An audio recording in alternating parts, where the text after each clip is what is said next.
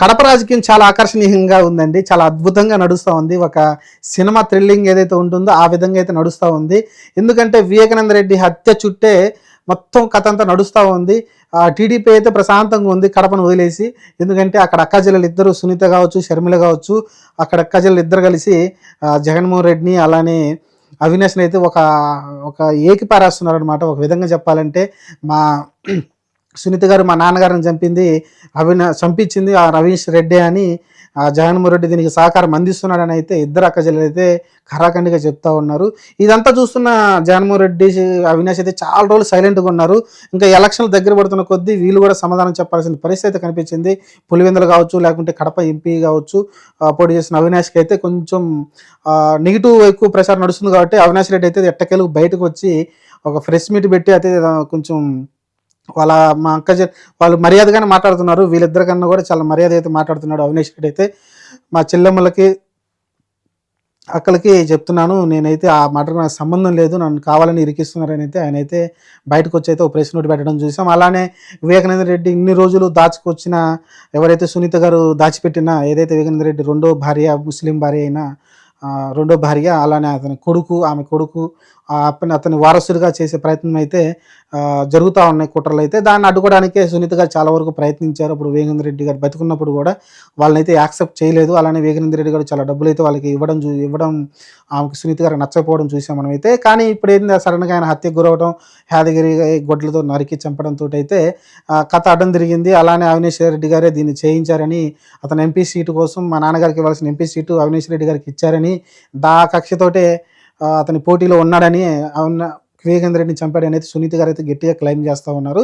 ఈ రాజకీయం అంతా రోజు కడపలో ప్రచారం చేస్తూ కడప, పులివెందుల చుట్టుపక్కల నియోజకవర్గాల్లో డైలీ ప్రచారం గట్టిగా అయితే చేస్తూ ఉన్నారు సునీత గారు, షర్మిల గారు అయితే గట్టిగా అయితే చెప్తా ఉన్నారు. ఇంకా దాన్ని విమర్శిస్తూ ఫైనల్గా జగన్మోహన్ రెడ్డి గారు కూడా నేను నామినేషన్ వేసిన తర్వాత అయితే ఆయన అయితే మాట్లాడడం చూసాం.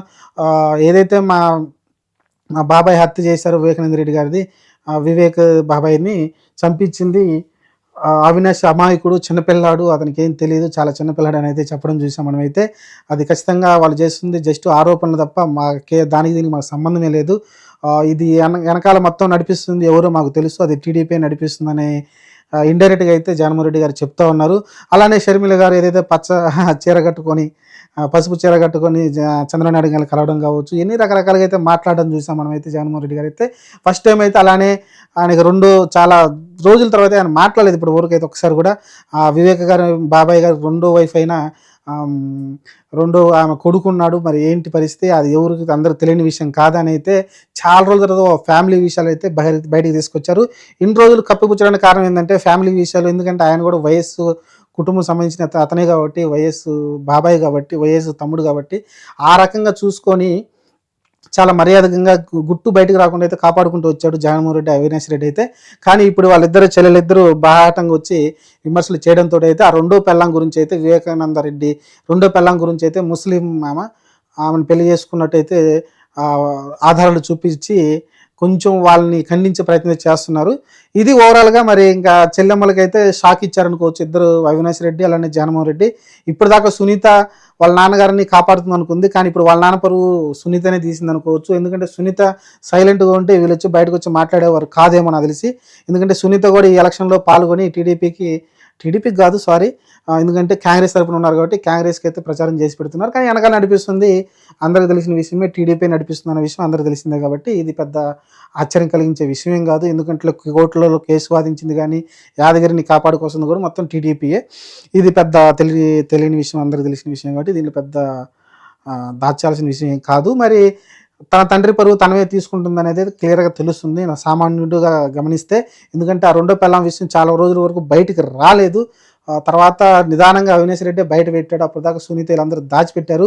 ఇప్పుడు మనకు అందరూ ఒక క్లారిటీ వచ్చి ఉంటుంది, ఖచ్చితంగా రెండో వైఫ్ అయిన ముస్లిం వైఫ్కి అతను ఆస్తులు రాసిచ్చే ప్రయత్నం. ఎందుకంటే అవన్నీ 3 వాటాలు అయిపోతాయి కాబట్టి 3 వాటాల్లో ఒక వాటా అనేది ఆయనకి వివేకానంద రెడ్డికి వచ్చిన ఆ వాటా అనేది ఆమె ముస్లింకి అలా నా కొడుకు పేరు రాసే ప్రయత్నం అయితే జరిగినట్టు తెలుస్తుంది.